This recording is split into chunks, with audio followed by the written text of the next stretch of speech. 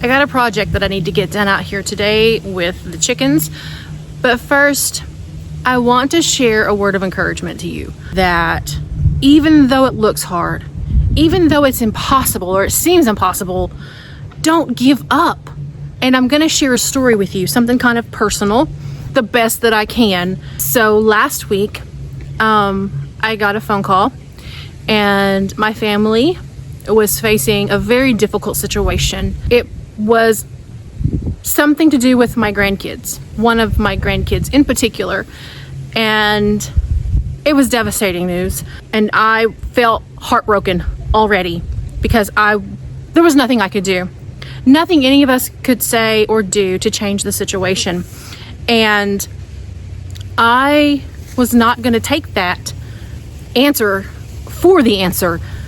I felt this holy righteous anger against the enemy, against the devil, rise up from within me. And I went and I picked up my grandson, and he was going to stay with me. And I took him with me to the prayer meeting last Monday night at our church. And it is very intimate. And I shared what was going on with a few of the ladies that were there. And we prayed. But the day before, our pastor had a tent placed upon the stage. And it was like a prop. And it was a message about Joshua and Noah and how Joshua stayed in the tent to be in the presence of God. And I crawled myself up in that tent because I knew I had to get to the throne room. I knew that there was another way. I knew that through prayer, this hard, difficult, heartbreaking situation could be changed. And so I fervently prayed. I pressed in. I prayed in the Spirit. I went before the Lord with my petition that there would be another way, that this couldn't be the answer, with the power of the Holy Spirit, who brought to light the things to say, the things to pray. If you're in a current situation where you feel like there's nothing you can do, it is totally out of your control, pray. I'm talking about get in your secret place, get on your hands and knees before the Lord and fervently pray. That's how you fight for your family. That's how you see things change, through prayer. And so 2 days later, I got a phone call that there was another way, and this is what we're going to do, and everything is going to be okay. And I really truly believe that it is because I prayed and the Lord answered, and He brought about this softening of the heart to show them that there was another way. You guys, I'm telling you, you don't have to live a defeated life. Are we not called to destroy the works of the enemy? We can't personally do it, but when we partner with heaven and we lay it at the feet of Jesus and we enter the throne room with thanksgiving and praise, He can break it down, destroy the works of the enemy that is at play, and change a situation for the good, and He gets all the glory. I'm feeling sprinkles. So I'm going to take all my project stuff and we're going to go right over here in this chicken coop, and I'm going to show you guys what I'm about to do. It is really humid out here, but I've been wanting to get this done for quite a while. I ordered this off of Amazon. It is a chicken feeder and waterer set. And so I've got these buckets. I've had them for quite a while, and we are going to attach these to the sides so that the chickens can have a continuous and plentiful supply of food and water, especially now that it is laying season and summer's coming. I want to make sure that they always have water available to them. The kit that I ordered also come with this attachment that is going to drill the perfect size holes in the side of my buckets. I need to figure out what goes where. When it gets low, it refills, so it's always full. This one is for the feed, and they stick their heads through there, and then they can get the food that's inside. So I'm going to start with the feed, and I'm going to take that part off. Comes with a little rubber washer thing. All right, here's the challenging part. I'm hoping that I can get this going. I think probably about about right there at the bottom. You don't want it to be too high, because I feel like if it was too high, they couldn't reach in and get the stuff that's off the bottom. So I'm gonna do it about right there.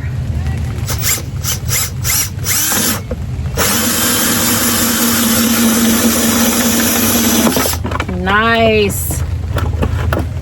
There's the hole. I'm gonna do one more on this side, about right there where my muddy fingers were.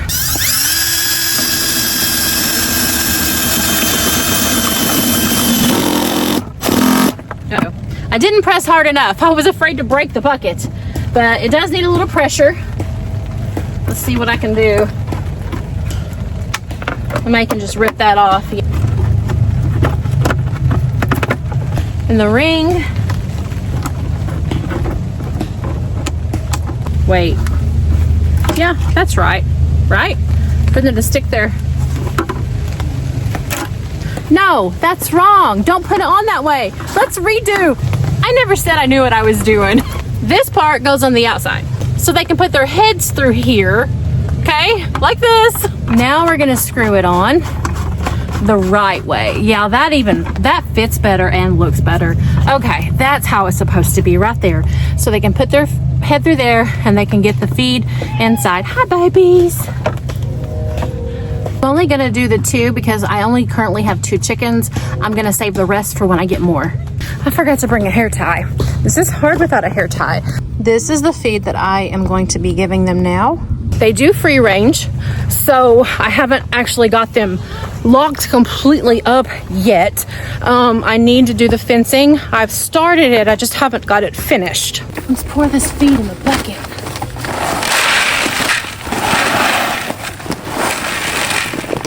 I want to make sure that this is going to be high enough, just like that. I drilled the hole about right there.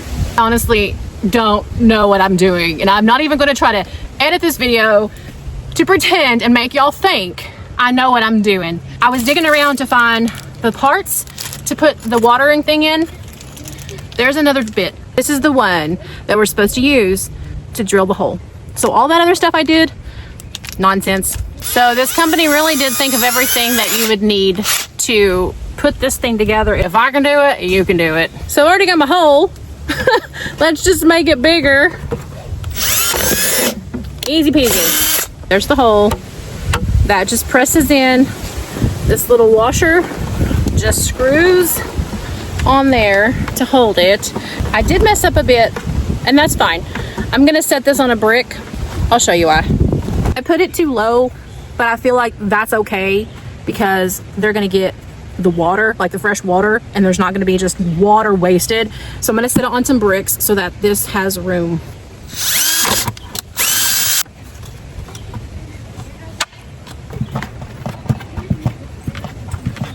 All right, let's fill this jug up with some water and see how it works. And then I'm gonna let my grandsons collect the eggs. I think that will be exciting for them. I didn't fill it all the way full. I wanted to kind of check stuff out and make sure there was no leaks or anything. So it's looking good. So it fills up. As it gets low, it fills up. So there's continuous water. That's what the feed side looks like.